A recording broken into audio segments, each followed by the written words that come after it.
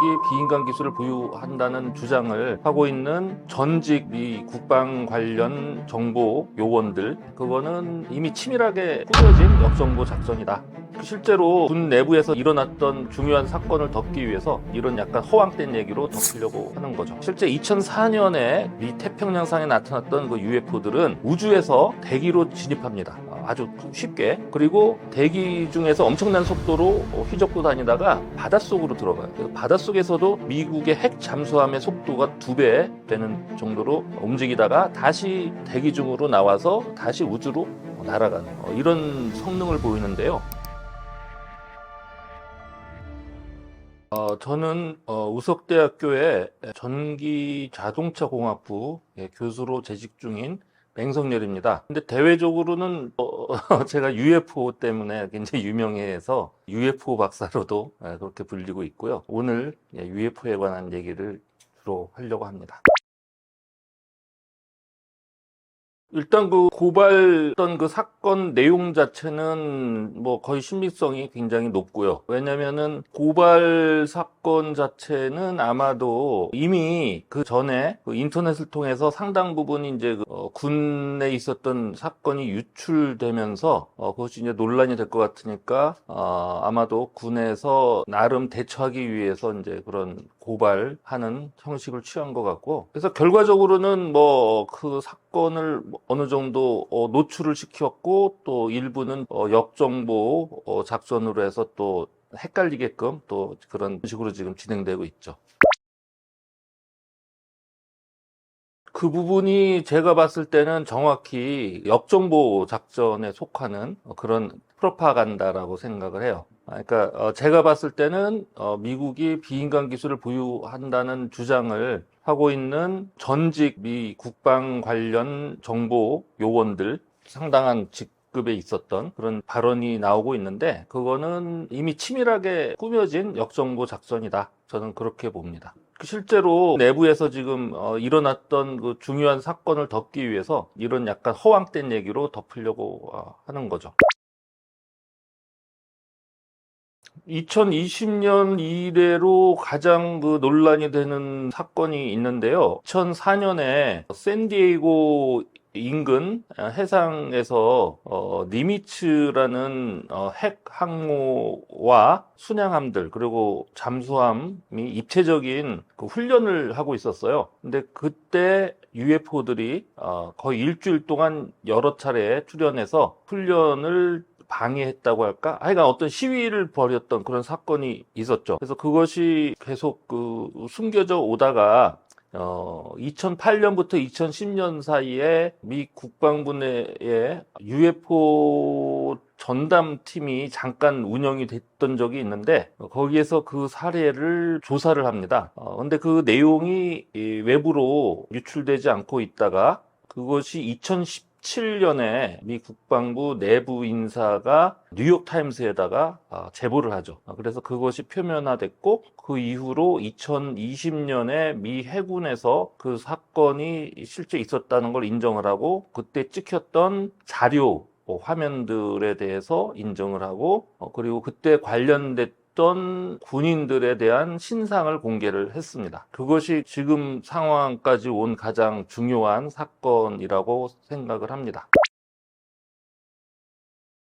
내부 고발자는 실제로 2008년부터 2010년 사이에 있었던 그 UFO 프로젝트, 그 프로젝트의 주역은 아니었고, 거기에 그래도 상당 부분 관여를 했던 미국 역정보 전문가, 그 엘리존도라는 사람인데요. 이 사람이 2017년에 마치 자기가 그 프로젝트를 책임자로 했던 것처럼 그렇게 소개를 하면서 등장을 했죠. 그리고 상당 부분 그때 있었던 중요한 사실들을 그때 이제 폭로를 합니다. 근데 최근에 있었던 청문회에서는 이 사람이 이제 거기다가 보태서 그 미국 정부가 비인간 기술 보유하고 있다는 얘기를 흘리죠. 그래서 이 사람의 행보가 조금 수상해요. 그래서 어떤 측면에서는 뭔가 이런 내부 폭로자로서 상당히 중요한 역할을 한 것은 인정을 할 수 있지만, 아마 그 이후에 미국 정부와 뭔가 모종의 협상을 해서 그걸 또 좀 약간 덮거나 또는 방향을 좀 분산시키려는 뭐 그런 것도 또 같이 병행하고 있지 않나 이런 생각을 합니다. 제가 봤을 땐 좀 그런 느낌이 들어요. 왜냐면은 실제로 그때 그 2008년부터 10년 사이에 실제로 그 프로젝트를 주도했던 사람들이 책을 냅니다. 그 책 내용을 보면 이제 실제 있었던 사건들이 속속들이 그 중요한 내용들이 거기서 나오는데 아마도 이 책을 출간하려고 준비한다는 거를 아마 눈치채고 내부적으로 미 국가 차원에서 사전에 뭔가 선수를 친 것이 아닌가 뭐 이런 좀 의심이 들어요. 처음엔 안 그랬는데 요즘 그 행보를 보니까 이제 그런 의심이 듭니다. 바로 그 비인간 기술을 갖고 있다. 이거는 거의 제가 봤을 때는 100%그 거짓이라고 저는 확신을 하는데 왜 그러냐면은 2004년에 있었던 사건에서 그 당시 그 니미츠 핵 항모 그 상황은 굉장히 미국 국가 안보상에 굉장히 중요했던 것이었어요. 그때 이제 한창 이라크 전쟁하고 있던 시기고 거기 이제 실제로 참여하기 전에 사전 훈련 같은 걸 했던 건데 그런 굉장히 그 극비 보안을 요하는 그런 장면에서 UFO들이 등장해서 그거를 방해를 했던 거죠. 한편으로는 방해고 한편으로는 뭔가 시위를 좀 한 측면이 있어요. 그런데 만일 그런 기술이 미국에서도 갖고 있다 그러면은 뭔가 좀 황당한 거죠. 이 정도 높은 수준을 갖고 있는데 무슨 뭐 핵 항모가 나서서 하는 무슨 작전이 뭐가 필요할 것이며 그렇죠? 그리고 그 작전을 하는데 이제 그 UFO가 나타난 것이 그러면은 미국이 자작극이냐? 그것도 좀 말이 안 되죠. 그런 자해를 할 이유도 없고. 그래서 어쨌든 그 미국에서 그런 걸 갖고 있다는 거는 저는 믿을 수가 없는 거죠. 예. 왜냐하면 그 UFO 실제로 그때 나타났던 그 기술 수준을 보면 현재 지구상의 그 어느 강대 국가 기준으로 봐도 최소한 한 50년에서 100년은 앞선 기술이기 때문에 전혀 이제 그런 설득력이 없다고 보는 겁니다. 그거는 이제 일부고요. 그거 말고 실제로 그 아까 있었던, 아니, 물론 이제, 저는 이제 미국을 중심으로 일어났던 UFO 사건을 지난 한 30년 넘게 이제 연구를 해왔고요. 그래서 일찍이 지금부터 이미 30년 전에 UFO 신드롬이라는 책을 썼죠. 그리고 이제 이번에 UFO 펜타곤 세티 뭐 이런 책을 또 냈는데요.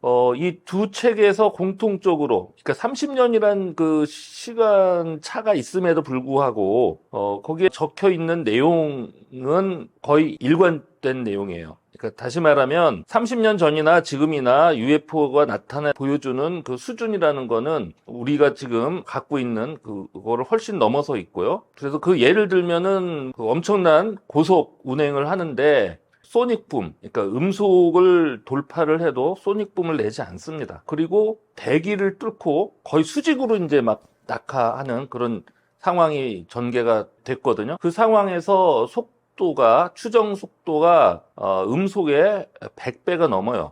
근데 현재인 우리 지구상의 기술로는 뭐 미국, 러시아, 뭐 중국 할 것 없이 상한이 지금 현재 음속의 25배 뭐 그 정도로 현재 그렇거든요. 그래서 이미 넘어섰고 보다 더 중요한 사실은 뭐냐면은 UFO가 원래는 이게 우리 대기 중에서 주로 날아다닌다고 생각했기 때문에 UFO라고 이름을 지었는데 최근에 이름이 바뀌었어요. UAP라고 바뀌었고요. 그것도 또 두 번이나 바뀌었어요.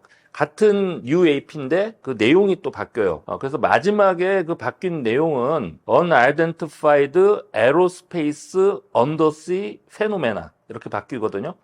그게 뭘 의미하냐면은 실제 2004년에 미 태평양상에 나타났던 그 UFO들은 우주에서 대기로 진입합니다. 아주 쉽게. 그리고 대기 중에서 엄청난 속도로 휘젓고 다니다가 바닷속으로 들어가요. 그래서 바닷속에서도 또 미국의 핵 잠수함의 속도가 2배 되는 정도로 움직이다가 다시 대기 중으로 나와서 다시 우주로 날아가는 이런 성능을 보이는데요. 현재의 우리 지구상의 항공 우주 기술로는 꿈을 못 꾸는 수준입니다. 모르겠어요. 핵융합 기술이 먼저일지 이게 먼저일지 모르겠는데 뭐 한 앞으로 50년 후쯤은 가능할지 모르겠네요.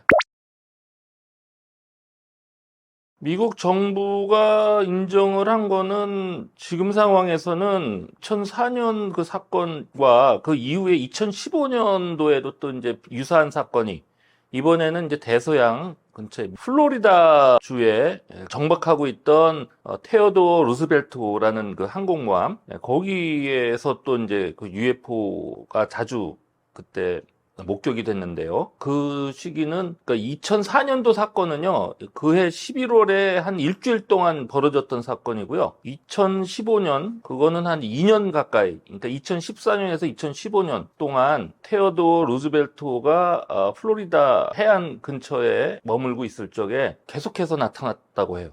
그래서 거의 2년 동안 뭐 매일 봤다고 하니까요. 근데 이제 이런 얘기들을 그때 당시에 목격했던 해군 조종사가 직접 방송에 나와서 얘기를 했고, 그 다음에 미 의회 청문회에서도 증언을 했어요. 2004년에 실제 관련됐던 해군 조종사, 그 다음에 2015년 그때 관련됐던 해군 조종사들이 다 이제 그렇게 증언을 이미 했기 때문에 근데 이제 미국 정부에서 그 내용을 다 인정을 하진 않죠. 청문회에서는 뭐 그런 내용들이 일단은 증언을 한 걸로 일단 돼 있고 근데 미 정부에서 이제 인정하는 거는 두 사건에 관련된 적외선 영상, 적외선 동영상 관해서만 인정을 하고 있어요.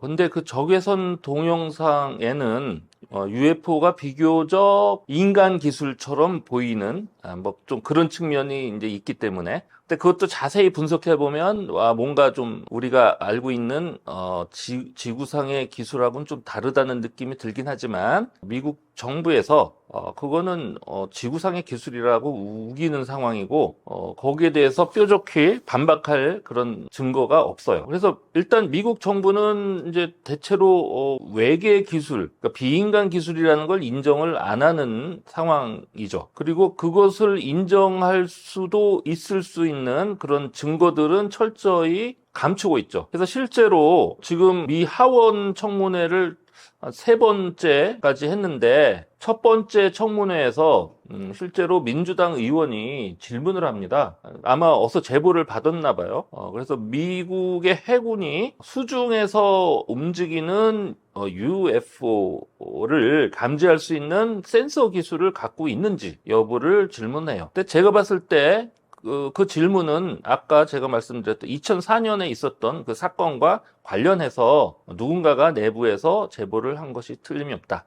물론 이제 그 사건에 관한 것이 나중에 책으로 나오긴 합니다만 그 첫 번째 청문회가 진행될 때까지는 그 책이 나오기 전이었어요. 그래서 사전에 제보가 들어간 것 같고 근데 그 얘기를 꺼내니까 바로 미 국방 차관인가요? 바로 그거를 비공개석상에서 논의하자라고 해서 공개적인 청문회에서 더 이상 얘기를 못하게 막습니다. 그리고 또 중요한 게 그 2004년에 있었던 사건에는 그 레이더에 UFO가 포착된 그것이 있어요. 레이더에 포착이 됐는데 그 하나는 우주에서 대기로 진입하는 그러니까 이게 이제 그 대륙간 탄도 미사일을 포착할 수 있는 굉장히 고성능 레이더에 UFO가 잡혔다고 해요. 그 다음에 대기 중으로 들어와서는 아까 니미츠 핵 항모가 이제 그 훈련을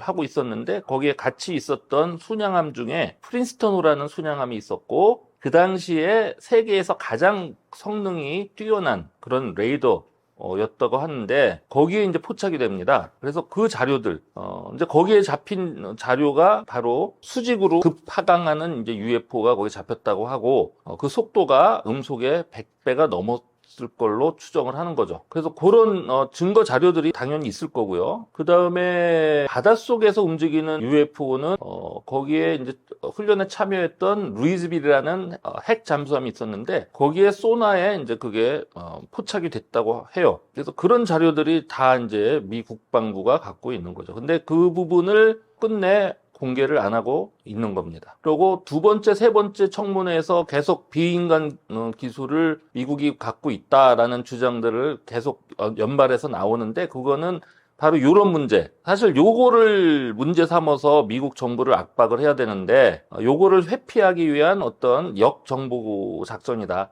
그래서 사실은 두 번째 청문회 때 요 얘기가 나왔어요. 미국이 비인간 기술을 갖고 있다. 그리고 세 번째 또 청문회에서도 나왔는데 두 번째 청문회에서 요 얘기가 나오니까 전 세계적으로 관련된 매스컴 보도에서 요 얘기만 주로 막 다룹니다. 이게 굉장히 쇼킹하잖아요. 근데 이 비인간 기술을 했다고 주장을 누가 하더라도 그거를 어떤 그걸 확인할 방법이 전혀 없는 거죠. 믿거나 말거나 이런 거라 아주 물타기 하기에는 딱 좋은 소재죠. 그런 작전을 지금 펼치고 있는 걸로 보입니다.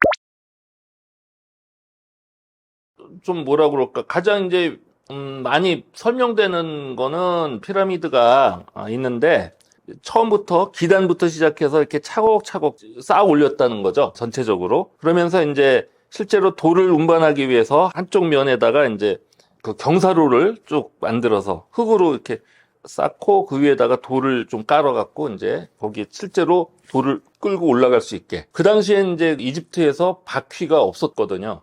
그런 유물이 안 나와요. 그래서 이제 그걸 그런 식으로 운반해서 해석이라는 것이 사실상 교과서적인 얘기인데 그게 문제가 있어요. 그렇게 해서 쌓아가려면요, 실제로 그 꼭대기까지 해서 다 쌀 때까지 그 경사로에 들어가는 흙의 그 부피가 실제 그 피라미드 부피보다 더 된다. 뭐 이런 이제 계산이 누가 했더라고요. 그래서 이제 그거는 조금 아니다라는 이제 주장이 비교적 최근에 나왔고, 그래서 이제 좀 더 현실적이고 기술적으로 더 가능성이 있어 보이는 방식은 피라미드 그 가장자리로 마치 우리 그 산에 올라갈 때 그 내듯이 그렇게 이제 운반할 수 있는 그거를 좀 비교적 폭이 좀 좁게 그렇게 해서 이제 둘러가면서 이제 이렇게 쭉 지었다. 이제 요게 좀 최근에 나온 얘기고, 보다 학자들한테서 호응을 받고 있는 그런 방법인데요. 근데 제가 봤을 때 둘 다 아니라고 봐요. 이제 그 이유는 조금 이따 말씀을 드리겠는데, 제가 보기에는 그 당시 사람들이 마치 오늘날 타워를 짓듯이 수직으로 처음에 그 가운데 부분을 먼저 올리고 그 이후에 붙여 나갔다. 이렇게 보거든요. 근데 왜 그런 생각을 하게 됐냐? 사실 기술적으로 그럴 역량만 되면 사실 그게 제일 정확해요. 확실해요. 왜 그러냐? 다른 건 모르겠는데 기자에 있는 대피라미드 있죠? 그 안에 보면 중심축으로 해서 중요한 구조물이 형성돼 있어요. 여왕의 방, 왕의 방, 그리고 그 안에 대회랑, 그게 다 한 가운데 있거든요. 그래서 이 중요한 부분은, 다른 부분은 다 이제 석회석을 쌓아 올렸는데 그 부분에는 이제 화강암을 써요. 그래서 거기 이제 굉장히 중요시했다. 자, 근데 건축을 할 때 사실 그 가장 중요한 데부터 먼저 하겠죠. 그게 사실 우리 상식이잖아요. 또 그 부분을 먼저 어느 정도 완성을 한 다음에 나머지 부분을 채웠다는 게 이제 제 생각이고, 그리고 이 아이디어를 사실은 좀 지지해주는 그런 증거도 나왔어요. 실제로 기자 대피라미드가 언제 건축됐냐, 이것이 한참 그 이슈가 됐던 적이 있었어요. 그래서 그 피라미드가 나이 측정하기 위해서 실제 조사가 이루어졌고요. 기자 대피라미드를 비롯해서 이제 다른 피라미드들도 다 조사를 했는데, 특히 기자 대피라미드를 조사해 보니까 아주 재밌는 결과가 나왔어요. 이 아래쪽에서 샘플을 채취했는데 실제로 그 석회암은 우리가 그걸 갖고 연대 측정을 못해요. 근데 뭘 갖고 했냐? 석회암과 석회암 사이에 모르타르를 썼는데, 이 모르타르에 바로 그 당시에 있던 파피루스라든지 뭐 이런 것들을 태워서 젤을 만들고 그것을 이제 섞어서 이제 모르타르를 만들었어요. 그래서 그것은 유기물이기 때문에 탄소 동위원소법이라는 방법으로 이제 연대 측정이 가능하고요. 그렇게 해서 연대가 나왔는데 아주 재밌는 결과가 나온 것이, 이 밑에 쪽의 연대가 오히려 더 최근이고 꼭대기 쪽이 더 오래됐어요. 그러니까 원래 생각할 수 있는 게 정반대죠. 원래 밑에부터 차곡차곡 쌓으면 밑에가 오히려 연대가 더 오래되고 꼭대기가 더 최근이어야 되는데 반대 결과가 나왔어요. 그럼 왜 그 반대 결과가 나왔냐? 추론해 볼 수 있는 방법은 그거죠. 바로 이 가운데부터 먼저 져놓고 옆에 거를 붙였기 때문이다 라는 게 이제 제 결론이고, 그리고 더 재밌는 게, 사실 이 기자 대피라미드는 기원전 2500년경에 만들어졌다는 게 정설이고 실제로 이제 그렇게 교과서에는 써 있죠. 자, 근데 실제 연대 측정한 결과를 보면요. 그러니까 꼭대기 쪽 그게 기원전 3700년경 그 정도가 나왔어요. 그러니까 한 1000년 정도가 더 오래된 거죠. 그래서 그거 갖고 이제 굉장히 학자들 간에 이런저런 얘기가 있었다가, 뭐, 결국은, 연대 측정에 뭐 문제가 있다. 이제 시비를 걸고, 심지어는, 실제로, 오래된 나무를 일부러 그걸 태워갖고 그걸로 이제 했다. 뭐 이런 구찬.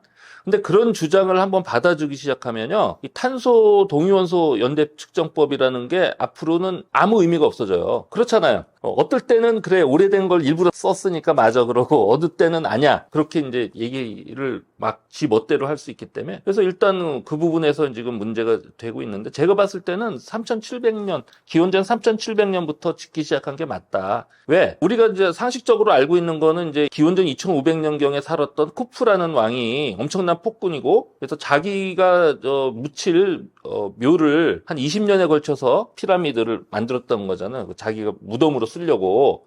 근데 그게 사실은 헤로도토스라는 고대 그리스 학자가 기록한 그걸 근거로 해서 그게 이제 사실인 것처럼 돼 있는데 헤로도토스 기록을 보면요. 헤로도토스도 그 얘기를 써놓고서 이건 뻥 같다. 이렇게 써놨어요. 믿겨지지가 않아. 그러니까 이집트인들을 그때 이제 자기가 취재했던 사람들이 좀 약간 이상한 얘기를 했다. 그런 정도 뉘앙스로 써놨어요. 그리고 사실 그걸 20년 안에 그걸 어떻게 지냐고요. 그 당시 오늘날도 그렇게 힘들어요. 왜냐면 그게 단지 돌 무더기로 쌓은 게 아니거든요. 나름 설계가 돼 있고 거기에 상당한 어떤 전략을 갖고 왜냐면 국소적인데 많은 인력 오늘날은 사실은 이제 그 크레인이라든지 뭐 이런 걸 동원해서 쌓을 수 있지만 그 당시는 일단 그게 없다고 봤을 때 사람들이 일단은 많이 거기에 몰려 있어야 되잖아요. 그러면 그게 그 많은 사람이 그렇게 가서 20년 동안 푹짝푹짝해서 쌓아 올렸다 이 생각은 사실 오히려 비과학적인 얘기고요. 내가 봤을 때 이거는 수백 년에 걸쳐서 만들었다라고 보는 게 오히려 자, 근데 왜 그런 게 저는 맞다고 보느냐? 당시에 고대 이집트에 제가 이번에 이제 이 책을 고대 이집트 왕권 시대를 썼는데 그 당시 사람들의 이데올로기, 종교 철학을 보면요. 그 왕이 오늘날 우리가 생각하는 그런 왕이 아니에요. 왕은 신의 대리인 역할 내지는 어떤 종교의식을 통해서 신의 역할을 해요. 그래서 그 종교의식에서 신의 역할을 맡아서 말하자면 우리 지구의 어떤 질서를 유지하는 그런 의식을 계속 반복해서 치르거든요. 그러니까 다시 말하면은 헤로도토스가 주장한 것처럼 쿠프 왕이 자기 무덤으로 피라미드를 졌다? 그건 절대 그 당시 가치관으로는 말이 안 된다는 거예요. 그러니까 그 왕은 개인으로서의 왕이 아니라 그 어떤 이집트의 역사와 그 종교가 이제 결합이 되어 있는데 그런 어떤 그 파노라마를 쭉 그 이끌어가는 어떤 역할들을 쭉 해온 거예요. 그래서 어떤 개인으로서의 왕이 독재를 하고 이런 시스템이 절대 아니었다는 거죠. 그래서 그런 걸로 봤을 때 이런 피라미드 하나 짓고 뭐 하는 것이 전체 그 종교 시스템의 어떤 장기 플랜을 갖고 충분히 했을 수 있다. 오늘날 우리 그 중세 교회들 보세요. 그 교회 짓는데 몇 세기 동안 짓잖아요. 그거는 그 당시에 중세에 교황이라는 제도가 있었죠. 그리고 그 교황이 모든 걸 다 말하자면 관할하고 현재뿐만 아니라 미래까지도 계속 계획을 갖고 쭉 이끌고 가는 거예요. 마찬가지로 고대 이집트에도 왕이 당대에 뭔가 자기를 위해서만 하는 게 아니라 어떤 계획을 갖고 갔을 거라고 보는 것이고 그래서 그게 이미 기원전 3700년 전부터 쭉 갔을 것이다. 그리고 제가 다음 기회에 고대 이집트의 아주 기원전 3000년 이전에 엄청난 기술력이 있었다는 그 얘기를 이제 하려고 하는데요. 그런 얘기를 하면 기원전 3700년경에 피라미드가 짓기 시작했다는 저의 주장이 충분히 이해가 될 거라고 생각합니다. 뭐 일단 제가 이번에 이미 책을 쓴 지가 꽤 됐는데요. 피라미드 코드라는 책을 썼어요. 김영사에서 나온 피라미드 코드라는 책이 있는데 그 책에서 제가 주장한 내용이 뭐냐, 핵심만 소개를 하면요. 전에 얘기했던 기자 대피라미드, 거기에 지구의 크기에 대한 엄청나게 정확한 지식이 거기에 코딩돼 있다. 이제 그런 게 사실 그 책의 핵심 메시지거든요. 그래서 실제로 이것 때문에 고고학계에서 좀 논란이 됐던 적이 있어요. 그게 뭐냐면은 아까 제가 이제 기자 대피라미드에 여왕의 방이 있고 그 위에 왕의 방이 있어요. 두 방 모두 화강암을 깎아서 만들었고요. 그래서 이 두 방이 1800년대 말에 고고학자들 중에는 이 두 방에 지구의 크기에 대한 중요한 정보가 담겨 있을 거라는 주장을 한 사람들이 있었어요. 그리고 이집톨로지라는 학문에서 사실상 과학적으로 그걸 체계적으로 만든 사람이 플린더즈 피트리라는 영국 고고학자가 있는데 이 사람이 사실 최초로 기자 대피라밋을 직접 가서 거의 1년 넘게 거기에 달라붙어서 측정을 합니다. 내부의 모든 여왕의 방, 왕의 방, 그 대회랑 그리고 주변에 그 사이즈하고 각도 뭐 이런 걸 다 정밀 측정을 하는데 그 사람이 실제로 그래서 측량된 그 내용을 갖고 책자를 내요. 그래서 거기에 그 자신이 측정했던 그런 것들이 세세한 게 다 담겨 있어요. 그래서 제가 피라미드 코드라는 책에서 그 내용을 분석을 했어요. 그래서 거기에 정말 지구의 크기에 대한 정보가 담겨 있냐 봤더니 담겨 있어요. 담겨 있는데 그게 어느 정도 수준이냐? 제가 봤을 때는 우리가 최초로 지구 크기를 측정했던 게 1600년대 말일 거예요. 프랑스의 측량학자들이 최초로 파리를 지나가는 자오선의 그 길이를 측정해내죠. 그래서 그걸 기준으로 해서 전체 자오선 길이의 4천만 분의 1이 1m예요. 근데 그 1m가 사실은 실제 지구 크기하고 그 기준하고는 좀 달라요. 그러니까 지구가 약간 좀 하필이면 파리를 지나가는 고기가 약간 찌그러져 있어. 그래갖고 이게 이제 사실 우리가 알고 있는 1m하고 지구의 크기하고는 엄밀한 의미에서 관계가 없어요. 자, 근데 놀랍게도 이 기자 대피라미드의 왕의 방에는요, 그 실제 1600년대 말에 프랑스에서 측정했던 그 값보다 더 정확한 1m에 대한 정보가 담겨 있더라. 이게 이제 그 피라미드 코드란 책의 결론인데요. 하여간 더 자세한 얘기는 이제 다음 기회에 하고요. 오늘은 워낙에 이집트의 신비에 대해서 좀 전반적으로 한번 얘기를 더 할 게 있을 것 같습니다. 스핑크스에 대해서는 한때 굉장히 논란이 됐어요. 저도 사실 1996년에 직접 가서 봤는데요. 스핑크스 그 보면 아랫부분이 뭔가 이렇게 물살에 의해서 침식된 그런 이제 흔적들이 있고요. 그게 남아 있어요. 근데 그걸 이제 그게 논란이 되니까 이집트 당국에서 거기다가 막 이렇게 뭘 이렇게 갖다 덮어버렸는데 이제 근데 그게 이제 왜 논란이 됐냐면요. 스핑크스가 만일 대체로 주장하는 게 기원전 2500년경에 만들어졌다고 하잖아요. 그때 그게 만들어졌으면요. 그런 어떤 침식 흔적이 생길 수가 없어요. 네. 왜 그러냐? 기원전 2500년 그 이후 최근까지 이집트는 굉장히 건조했어요. 그리고 나일 강물이 실제로 흐르지가 않으면 거기에 그런 침식 현상이 일어날 수 없는데 스핑크스가 있는, 그러니까 다시 말해서 기자 대피라미드 스핑크스가 있는 지대는 기자에서 제일 높은 지대에 속하고 거기에 실제로 나일 강물이 거기를 지날 일이 없었어요. 그래서 거기는 계속 건조하게 그대로 남아 있었다고 봐야 되고요. 그래서 이제 그게 수수께끼인 거죠. 도대체 물이 언제 흘렀냐. 보스턴 대학의 한 지질학과 교수가 그 부분에 대해서 이제 가서 직접 조사를 해보고 최소한 기원전 한 5, 6천 년 경에 만들어졌다고 봐야 된다 이런 주장을 합니다. 근데 사실 그거 말고 그레이엄 행콕이라는 그분은 이제 저널리스트인데 신의 지문이라는 책에서 이 스핑크스는 지금부터 한 12,000년 전에 만들어졌다는 주장을 했어요.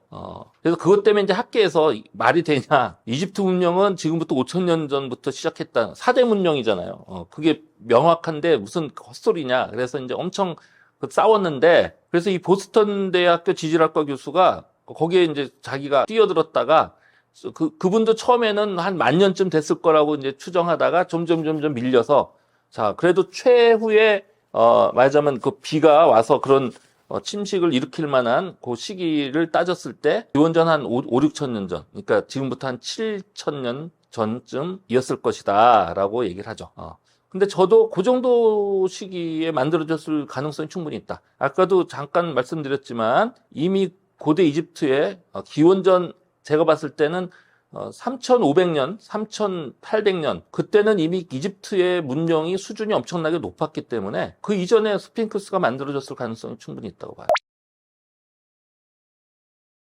일단은 뭐 존재한다는 건 저는 이제 확실히 믿게 됐고요. 사실 제가 2020년 그 이전까지는 좀 반신반의했어요. 그래서 제가 1995년에 UFO 신드롬이라는 책을 냈는데 그 책 이름이 신드롬이잖아요. 그 얘기는 그것이 하나의 신화적인 걸로 보는 그런 관점을 갖고 있었고, 물론 이제 UFO가 실제한다는 가능성은 이제 어느 정도 제가 염두에는 뒀지만 그런 확신은 없었던 거죠. 그러다가 2020년에 미국에서 이제 그게, 그러니까 2017년에 사실 뉴욕타임스에서 보도가 나갔지만, 그거를, 미 해군이나 또는 미 국방부에서, 펜타곤에서, 거기에 대한 공식적인 인정을 안 하다가 2020년에 이제 그걸 인정을 하고 관련자들에 대한 신상을 다 털어놨죠. 그때 이제 YTN의 뉴스 생방송 뭐 프로에 나갈 일이 그것 때문에 불렀어요. 그래서 거기서 이제 제가 얘기했는데 그때만 해도 제가 조금 부정적이었던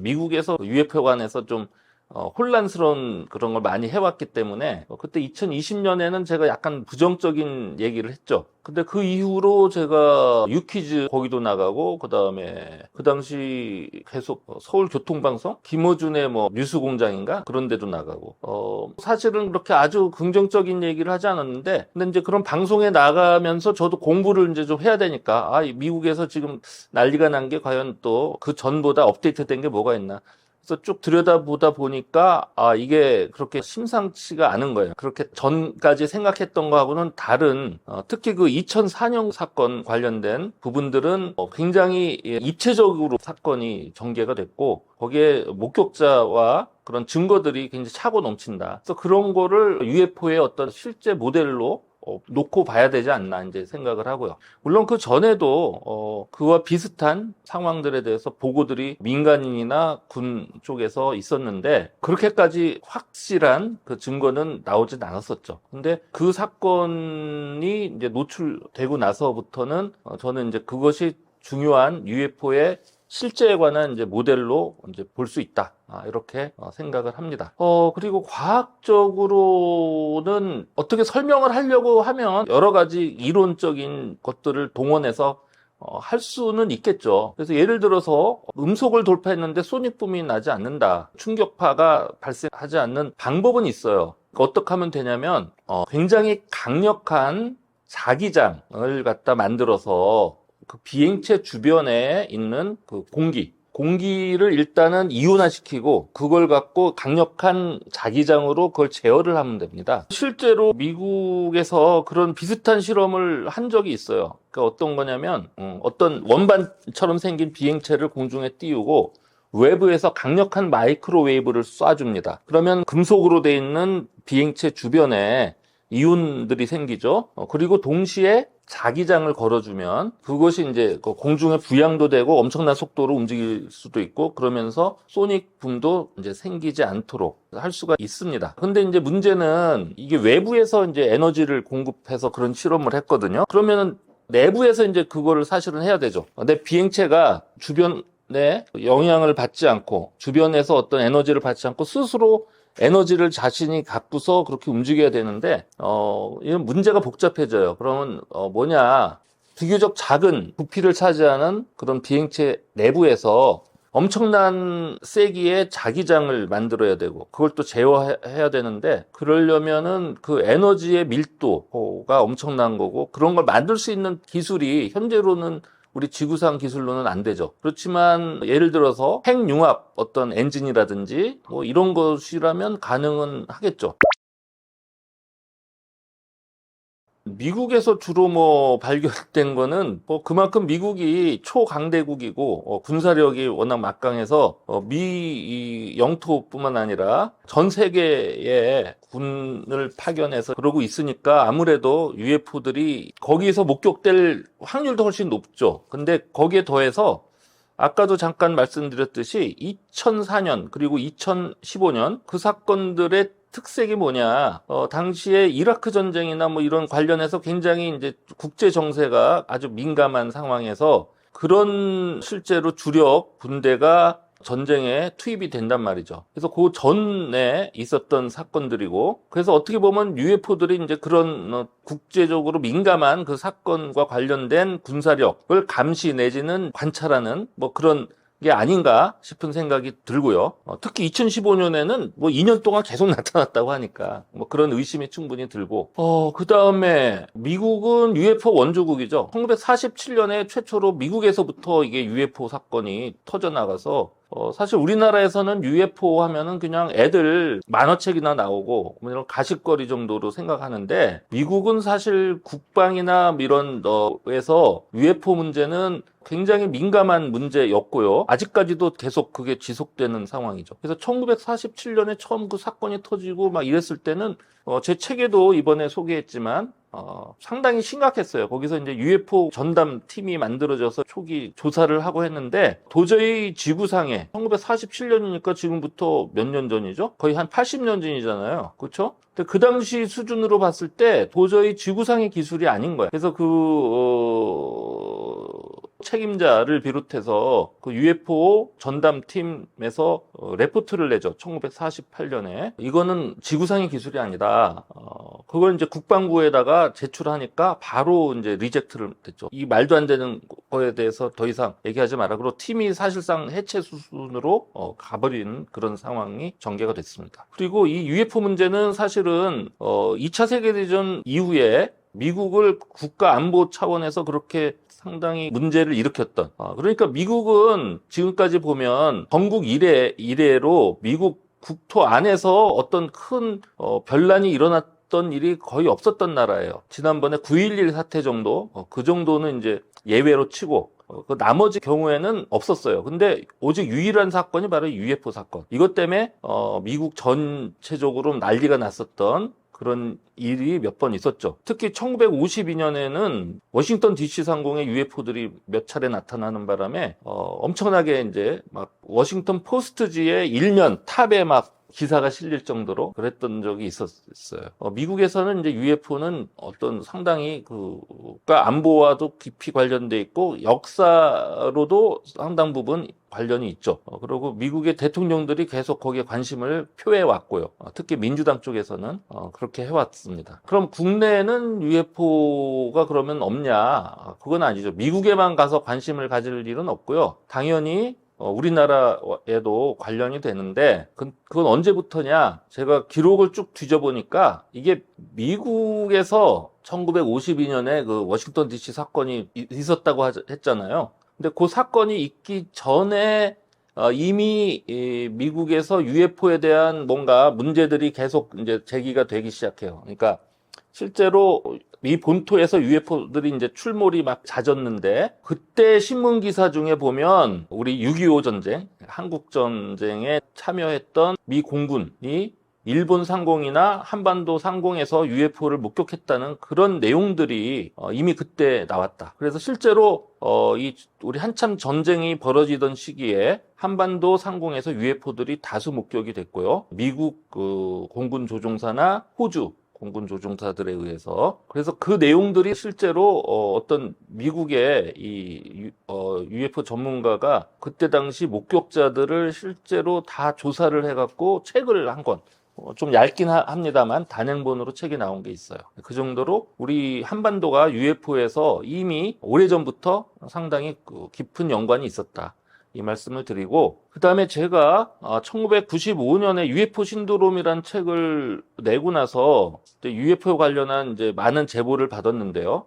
물론 그 전부터도 받았고 그 후로도 받았는데 실제로 국내 그 조종사들 현역 시절에 UFO를 목격하고 심지어는 UFO를 추적했던 뭐 그런 사건들이 있었어요. 그래서 그런 분들을 직접 제가 만나서 인터뷰를 다 하고 그랬죠. 이게 우리나라도 UFO하고는 그렇게 뭐 무관하지 않다. 우리나라로 따져보면, 조선시대에 이제 그 UFO로 추정되는 비행체들이 목격돼서 사실 상당히 좀 신기한데, 우리나라가 생각보다 기록에 굉장히 강했던 나라였어요, 보니까.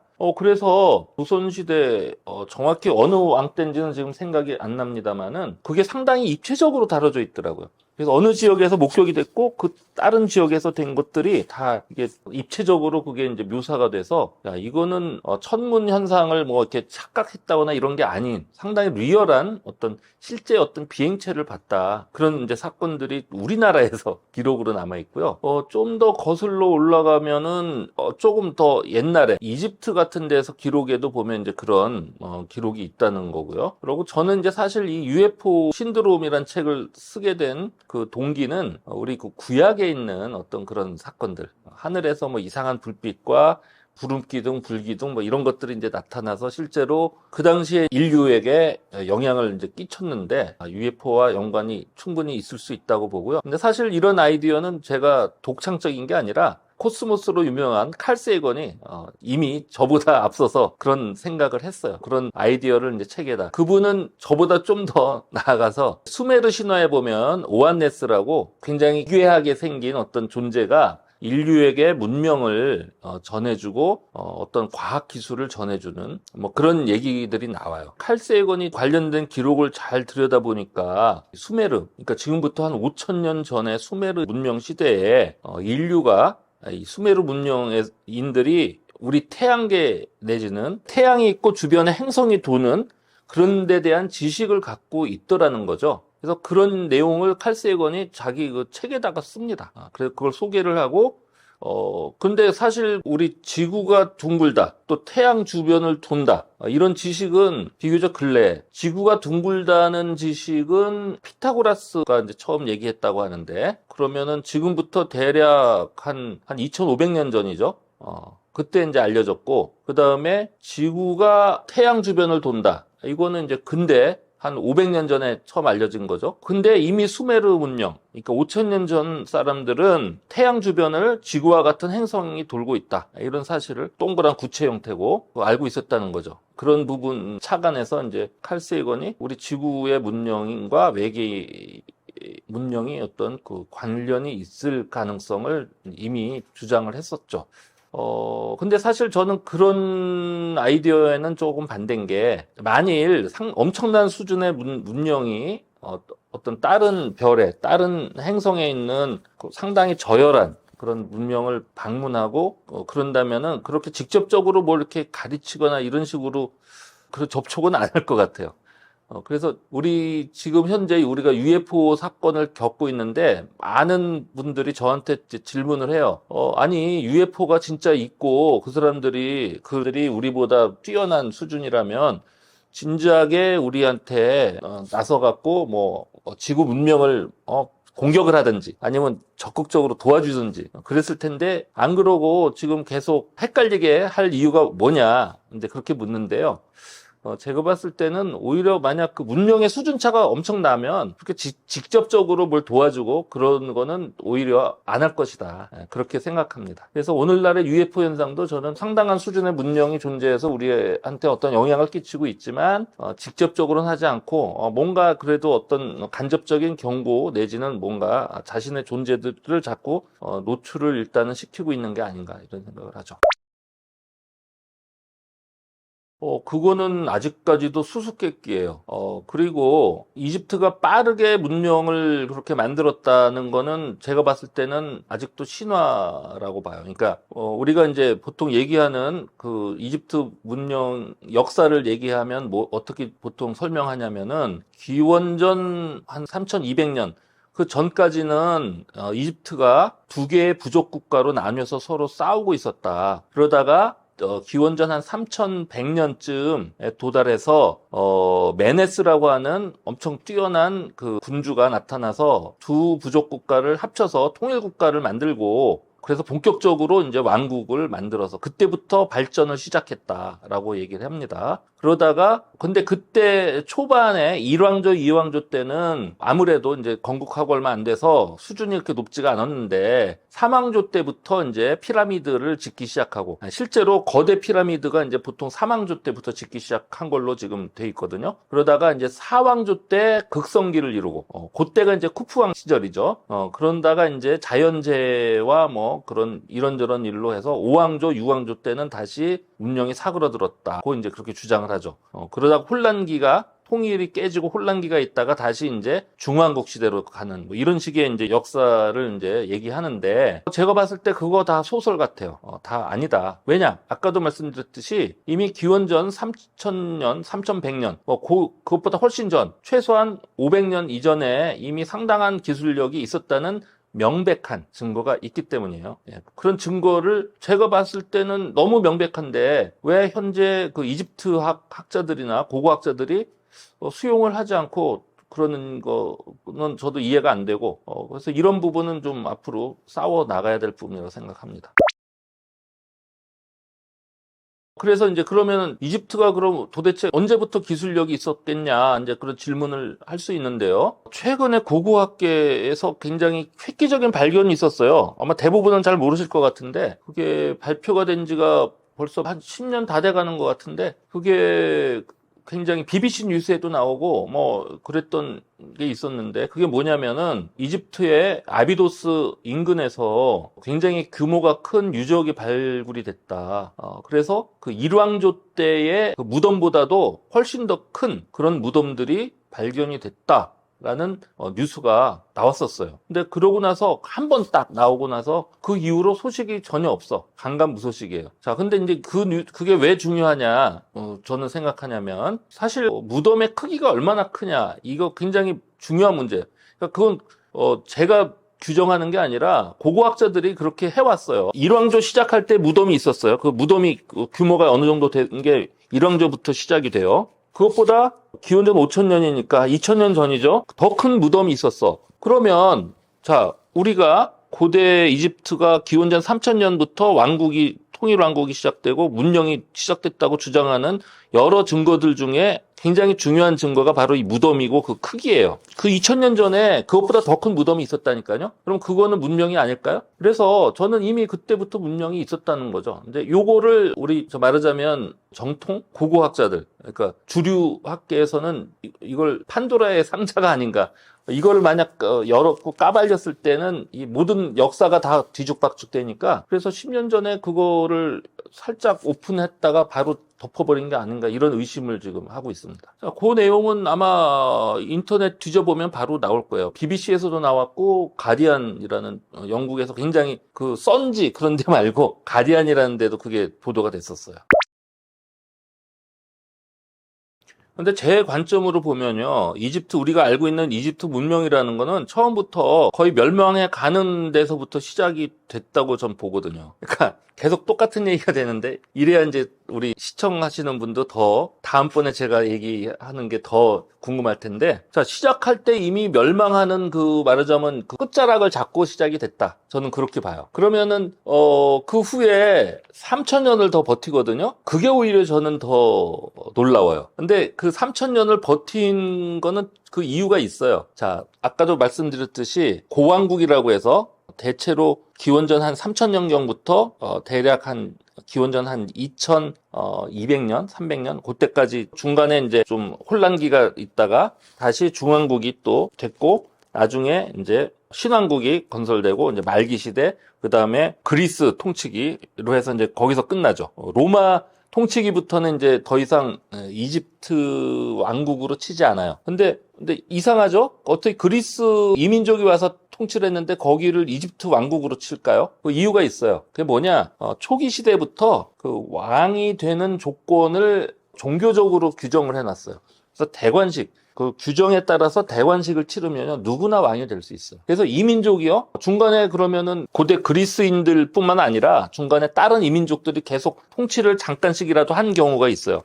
근데 그때도 계속 연속성이 이어진 거는 제가 이제 이 고대 이집트 왕권 신화에서 강조한 내용인데 그렇게 자기들이 그런 규칙을 정해놨고 그것을 지키면 왕으로 인정해 주는 거예요. 그래서 왕의 임무는요 개인으로서 사리사욕 또는 그런 것이 중요한 게 아니라 말하자면 그 이집트 사람들을 좀 착취하거나 수탈하거나 하더라도 뭘 지켜주면 되냐? 바로 그들의 종교 의식을 계속 함으로써 말하자면 그들이 생각하는 우주의 질서를 지키는 역할을 한다. 그러면 그 사람을 왕으로 인정하는 거예요.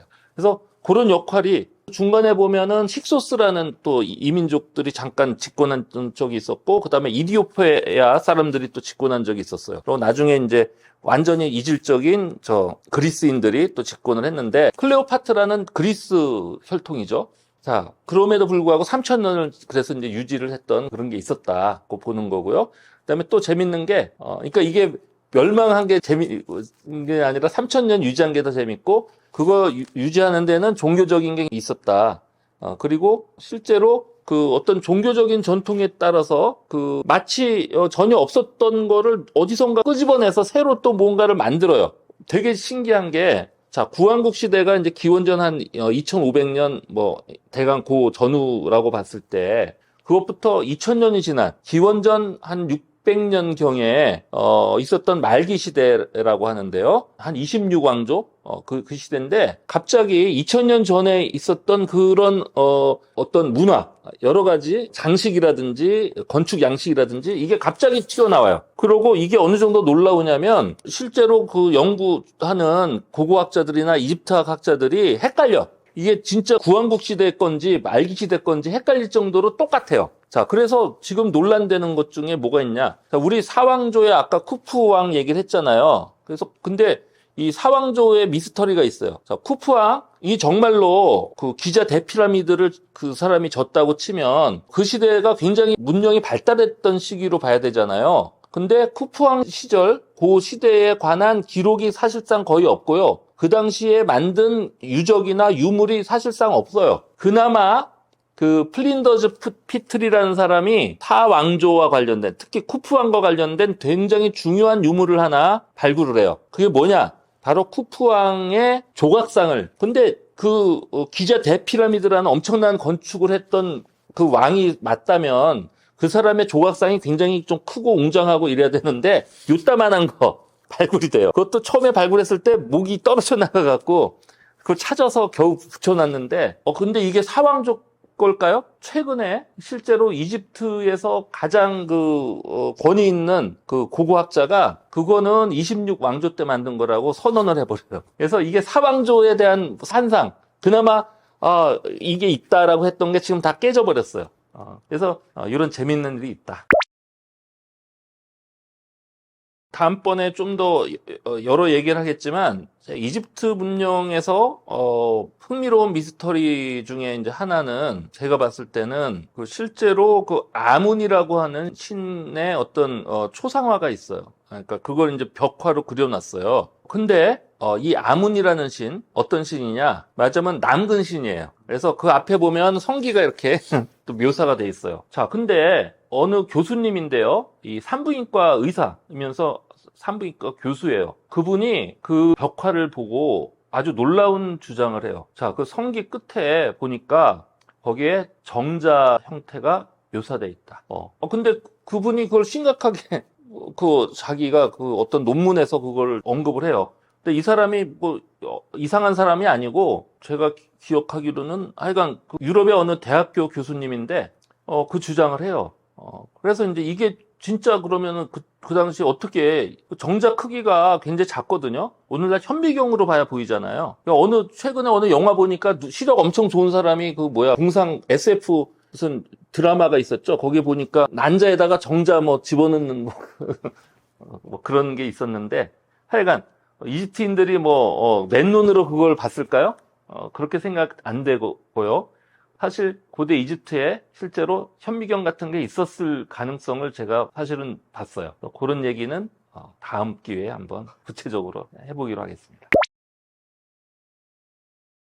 왜 저는 사실 전기, 전자, 반도체, 나노공학 이런 쪽으로 해서 지금까지 논문도 쓰고 연구를 많이 했습니다. 그런데 사실은 저는 본질적으로 좀 더 우리 인류의 문명과 그런 여러 미스터리에 관한 우주의 미스터리에 관한 관심이 많아서 사실 제 전공 이외에도 종교라든지 신화라든지 이런 제 전공과 직접 관련 없는 타 이공계 관련 분야를 이제 많이 연구를 해서 책도 쓰고 또 뭐 논문도 쓰고 합니다. 최근에 종교 이집트 신화 관련된 이제 또 논문을 종교학회에 이제 논문도 냈는데요. 그래서 이런 여러 가지 일들을 하면서 저는 우리 인류가 사실 첨단 과학 시대에 살고 있지만 아직까지도 우리 인류의 과거 그리고 앞으로 미래까지 쭉 봤을 때 상당한 미스터리들이 많이 있다. 그렇게 생각을 하고 또 제가 상당 부분 그런 것들을 발굴을 했습니다. 그래서 기회가 되면 여러분들께 또 그런 것들을 갖고 나와서 또 얘기를 할 수 있는 기회가 그렇게 되면 좋을 것 같습니다. 네, 감사합니다.